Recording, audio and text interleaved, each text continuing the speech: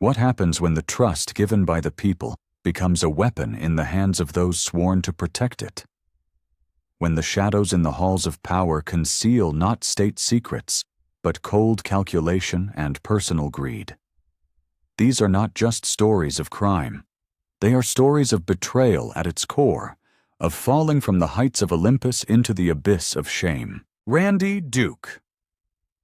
Cunningham was a celebrated war hero, a flying ace from the Vietnam War who parlayed his heroic reputation into a successful career as a Republican congressman from California. He sat on the powerful House Appropriations Defense Subcommittee, a position that gave him immense control over the nation's military spending. The public saw a patriot, a man of integrity and courage, entrusted with safeguarding the nation's security and its treasury. But this hero's uniform concealed a soul consumed by an insatiable greed.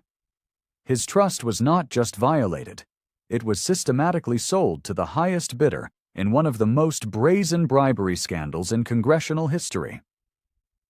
Cunningham created what was later revealed to be a literal bribe menu, a handwritten document on his congressional letterhead detailing how much in government contracts a company would receive for specific bribes paid to him.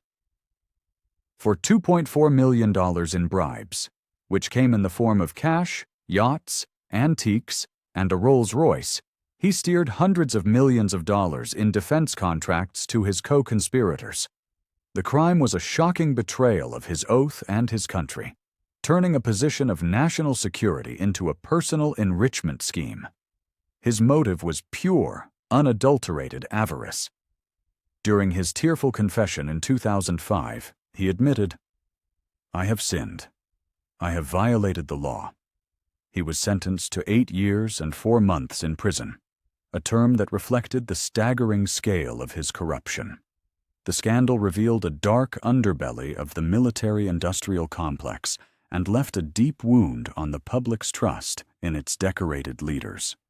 When a man celebrated as a national hero becomes a common thief in a patriot's clothing, who can we ever truly trust to guard the vault? Chaka Fattah was a political institution in Philadelphia. For over 20 years, he served as a Democratic congressman, building a powerful reputation as a champion for education, housing, and urban renewal. He was a senior member of the House Appropriations Committee, directing vast sums of federal money, and his constituents saw him as an indispensable advocate, a man who brought resources and hope back to his community. This image of a dedicated public servant, however, was a carefully maintained illusion, behind which Fattah operated a sprawling criminal enterprise fueled by public funds and illegal loans. His betrayal was not a single act of greed, but a complex and arrogant web of corruption woven over many years. The crimes were numerous: racketeering, bribery, money laundering, and fraud. He disguised a $1 million illegal campaign loan by funneling it through nonprofits that were supposed to be helping the community. He misappropriated federal grant money intended for educational programs to pay back the loan. He took an $18,000 bribe from a lobbyist seeking an ambassadorship and used the money for his personal taxes. The prosecution described him as the master of the web of his own corruption. The motive appeared to be a deep-seated belief that public and nonprofit funds were his personal slush fund, tools to be used to maintain his power and prestige at any cost. In 2016, he was convicted and sentenced to 10 years in prison.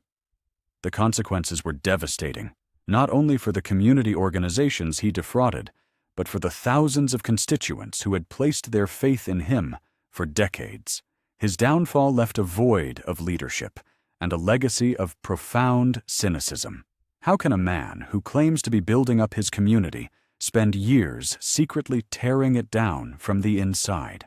William Jefferson, a Harvard-educated lawyer and a long-serving Democratic congressman from Louisiana, projected an image of sophistication and intellect. He represented a district that included much of New Orleans and was seen as a powerful advocate for his community, rising to become a senior member of the influential Ways and Means Committee. He was a pillar of the political establishment, a man entrusted with crafting the nation's tax laws and shaping its economic policy. This image of stately authority, however, masked a desperate and almost comically clumsy greed. The investigation into his activities unveiled a web of international bribery schemes, but one detail seared itself into the public consciousness and became a symbol of political corruption. In a 2005 raid, FBI agents discovered $90,000 in cash, neatly wrapped in $100 bills, hidden inside various frozen food containers in the freezer of his Washington, D.C. home. This cold, hard cash was part of a bribe from an informant in a sting operation related to telecommunications deals in Africa. The crime was a stunning display of arrogance, a belief that he could operate a clandestine bribery ring right under the nose of the federal government. The motive was a simple, yet profound desire for wealth that overrode any sense of duty or shame. His trial was a spectacle, culminating in a 2009 conviction on 11 counts of corruption. He was sentenced to 13 years in prison, at the time the longest sentence ever handed down to a congressman for bribery. The image of the cash in the freezer became a powerful metaphor for the rot hiding beneath a polished surface, forever tainting his legacy and further eroding faith in the integrity of public officials. When a lawmaker's home becomes a hiding place for illicit cash, what hope is there for the laws they write? Michael Grimm, a former Marine and FBI agent, built his political career as a congressman from New York on a tough-on-crime, no-nonsense persona. His background gave him an aura of unimpeachable integrity. He was seen by his Staten Island constituents as a fighter, a man of honor who understood the law because he had enforced it. He held himself out as a paragon of ethics, a stark contrast to the corrupt politicians he decried. This entire persona, however, was built on a foundation of deceit. The crime that brought him down was not committed in the halls of Congress, but in his life before it, though its cover-up extended into his time in office. Before his election, Grimm owned a small health food restaurant, and during that time, he engaged in a deliberate campaign of tax fraud, hiding over $1 million in revenue and paying his employees off the books, in cash, to avoid payroll taxes. It was a calculated, grinding deception. The betrayal was one of profound hypocrisy. The man who championed law and order was, in fact, a common tax cheat. The psychological core of his crime was a belief that the rules for others did not apply to him, a sense of entitlement that directly contradicted his public image. When confronted by a reporter about the allegations, he famously threatened to break him in half, like a boy. This flash of anger revealed the pressure he was under as his carefully constructed facade began to crack. In 2015, he was sentenced to 8 months in prison, a swift and humiliating end to his political career. The case served as a stark lesson in hypocrisy. How can a man who once carried a badge and swore to uphold the law so thoroughly disrespect it for personal profit? Edwin Edwards was a political titan in Louisiana, a state known for its flamboyant and often turbulent political culture. He was the quintessential charming rogue, a silver-tongued populist who dominated the governor's mansion for 4 terms. His appeal was legendary. He could disarm opponents with a witty remark and captivate crowds with his charismatic presence, once famously saying, "The only way I can lose this election is if I'm caught in bed with either a dead girl or a live boy." This bravado, however, masked a deep-seated culture of cronyism and corruption that he expertly navigated. The trust placed in him by his supporters was absolute, yet it was a trust he systematically monetized. His final downfall came not from a single act, but from a lifetime of blurring the lines between public service and personal enrichment. The defining crime was a sprawling racketeering scheme orchestrated during the 1990s, centered on extorting applicants for lucrative riverboat casino licenses. It was a cold, calculated betrayal, using the immense power of his office to shake down business owners who needed his approval to operate. The motive was not just greed, but a profound sense of entitlement, a belief that the spoils of power were his by right. The trial in 2000 was a landmark event, finally cornering a man who had seemed untouchable for decades. He was convicted and sentenced to 10 years in prison, a term he began at the age of 73. The verdict sent shockwaves through Louisiana, signaling the end of an era. It was a stark reminder that even the most beloved and powerful figures are not above the law. But when a leader's personality is so entertaining and their corruption so open, where does public admiration end and complicity begin? Dennis Hastert reached the pinnacle of American political power.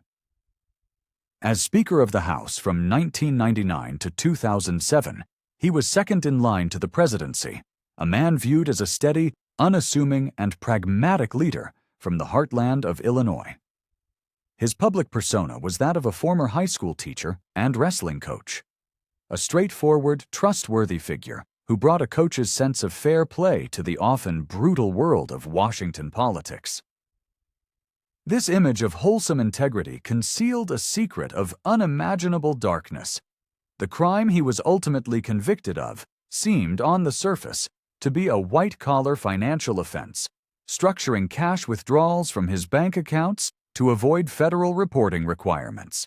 But the reason for these withdrawals was the true crime, and it was monstrous.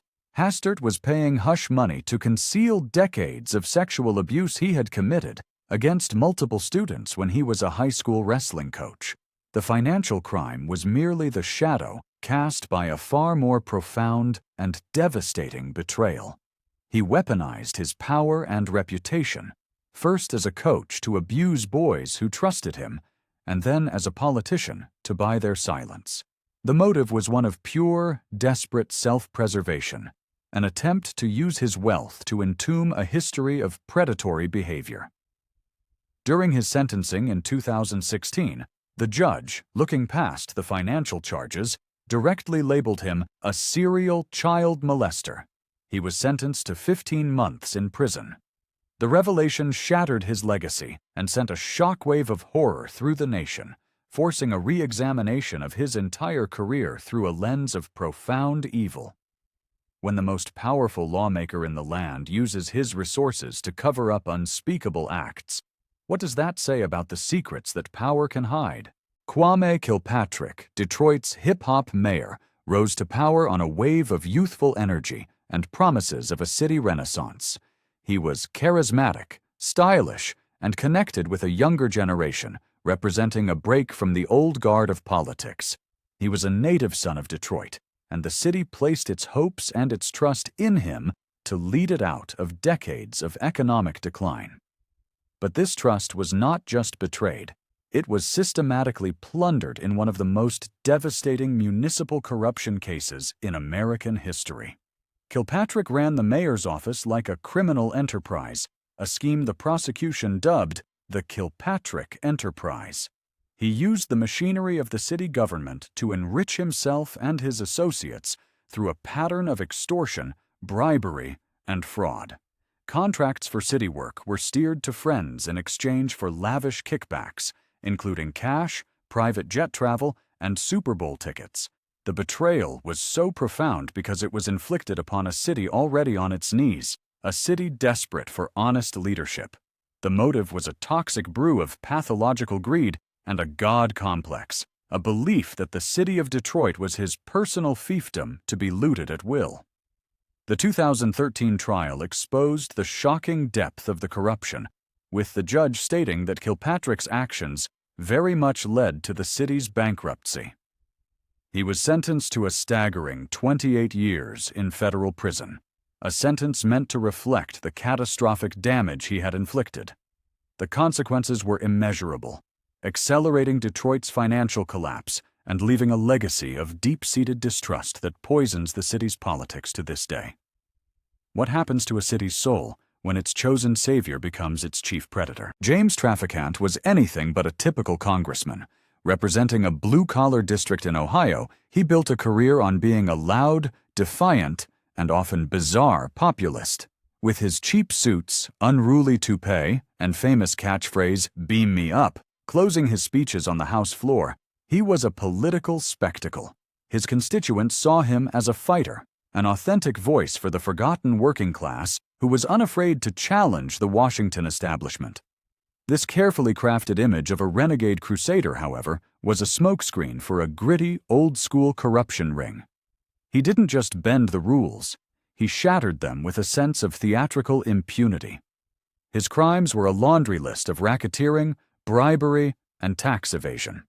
He forced his own staff to kick back a portion of their salaries to him, demanded free labor and materials from local contractors for his farm in Ohio, and accepted bribes in exchange for political favors. It was a betrayal rooted in a deep-seated contempt for the very system he was a part of. The psychological driver seemed to be a potent mix of narcissism and a persecution complex. He truly believed he was a righteous warrior and that the laws simply didn't apply to him. During his 2002 trial, he chose to represent himself, turning the courtroom into another stage for his political theater. The act failed. He was convicted on 10 felony counts and sentenced to 7 years in prison, becoming one of the few members ever to be expelled from Congress. The verdict exposed his entire public persona as a lie. The man of the people was, in reality, a man who preyed on them. When a politician's entire brand is built on fighting the crooked system, what does it mean when he becomes the most crooked of all? Rod Blagojevich, the once charismatic and perpetually camera-ready governor of Illinois, presented himself as a man of the people, a political outsider fighting a corrupt system. His populist rhetoric and carefully coiffed hair were iconic, painting a picture of a leader deeply connected to his constituents. But behind the public smile was a chasm of staggering arrogance and transactional cynicism. This disconnect became shatteringly clear when he was caught on federal wiretaps discussing the Senate seat vacated by President-elect Barack Obama. He didn't see it as a public trust to be filled. He saw it as a commodity to be sold, famously describing it as a fucking golden thing that he wouldn't give away for nothing. The crime was a shocking act of political bartering, an attempt to leverage a sacred public appointment for personal gain, whether through a high-paying job, cabinet position, or campaign funds. The psychological portrait that emerged was not of a master strategist, but of a man consumed by a narcissistic belief in his own impunity, a man who saw public office not as a duty, but as a personal empire. The trial laid bare this breathtaking hubris. In 2011, he was sentenced to 14 years in federal prison, a stunning fall from grace that left the state of Illinois reeling. The U.S. Attorney, Patrick Fitzgerald, stated the governor's actions would have made Lincoln roll over in his grave. The consequences were profound, deepening public cynicism and leaving a permanent stain on the state's political landscape. After his sentence was commuted in 2020, he remained defiant, a living symbol of ambition untethered from ethics. How can a man elected to fight corruption become its most audacious poster child? Jesse Jackson Jr. carried the weight of a political dynasty on his shoulders. As the son of a revered civil rights leader and a congressman from Illinois, he was seen as a beacon of hope, a charismatic and articulate leader destined for higher office. His reputation was built on a foundation of social justice and public service, earning the trust of a community that saw him as their champion in Washington. But beneath this polished exterior, a shadow of profound personal and financial turmoil was growing. The pressure to maintain a certain lifestyle, coupled with what his lawyers would later describe as severe mental health struggles, created a perfect storm for a staggering breach of trust. The crime was not a complex scheme of bribes or extortion, but a slow, methodical siphoning of campaign funds for personal use, a betrayal that was both brazen and intimate. Over several years, he and his wife used approximately $750,000 of donor money to fuel a lavish lifestyle, purchasing items like a $43,000 Rolex watch, fur capes, and celebrity memorabilia. It was a cold, hard betrayal of every single person who had donated to his cause, believing they were funding a movement, not a shopping spree. The motive was a tragic cocktail of entitlement, desperation, and a deep psychological need to project an image of success, even as his world was crumbling. His guilty plea in 2013 was a moment of public humiliation, and the subsequent sentence of 2.5 years in prison marked the definitive end of a once promising career. The court heard how he used campaign funds as a personal piggy bank. This case wasn't about a flaw in the political system. It was about the profound moral failure of one man. How can the same hands that fight for justice for the many steal so callously from the very people they claim to represent? Each case is a scar on the body of society, eroding faith not only in individuals but in the very institutions of power and justice. And the central question remains open, addressed to each of us. How can we strengthen these institutions? How do we build a system where betrayal becomes impossible and trust unshakable? What do you think needs to be done to restore trust in power and justice in today's world?